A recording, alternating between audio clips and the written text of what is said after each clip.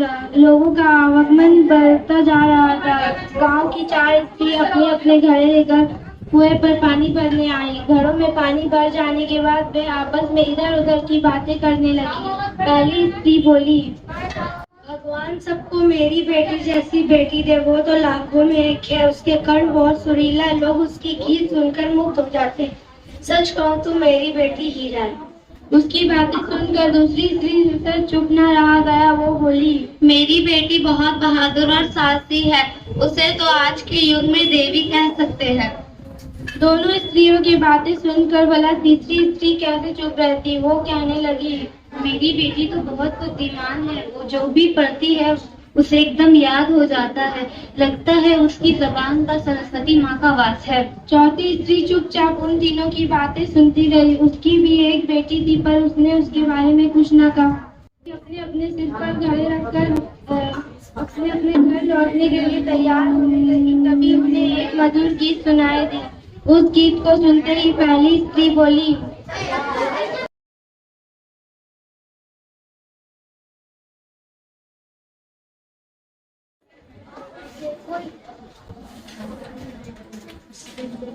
देखो ये मेरी बेटी है।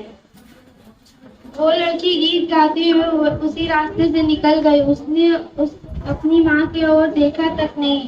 थोड़ी देर बाद दूसरी स्त्री की बेटी उधर से आती दिखाई दी। उसे देखकर दूसरी स्त्री बोली, देखो मेरी लाडली बेटी आ रही है। वह बेटी भी माँ की ओर ध्यान दिए बिना ही आगे बढ़ गई। थोड़ी देर में तीसरी स्त्री की बेटी संस्कृत की किताब लेकर वहाँ से गुजरी। वह भी माँ की ओर ध्यान दिए बिना ही आगे बढ़ गई। चारों स्त्री अभी थोड़ा आगे बढ़ी ही थी कि चौथी स्त्री की बेटी वहाँ से निकली। वह बिल्कुल सीधी सादी लग रही थी। उसे देखकर चौथी स्त्री बोली, यह मेरी बेटी रुकैया।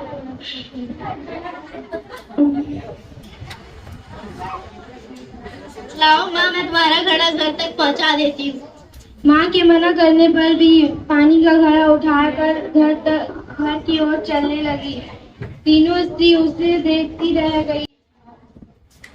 वास्तव में चौथी स्त्री की बेटी सच्ची हीरा थी। माता पिता की सेवा करने वाली सच्ची हीरा कहलाने योग्य होती है। Thank you.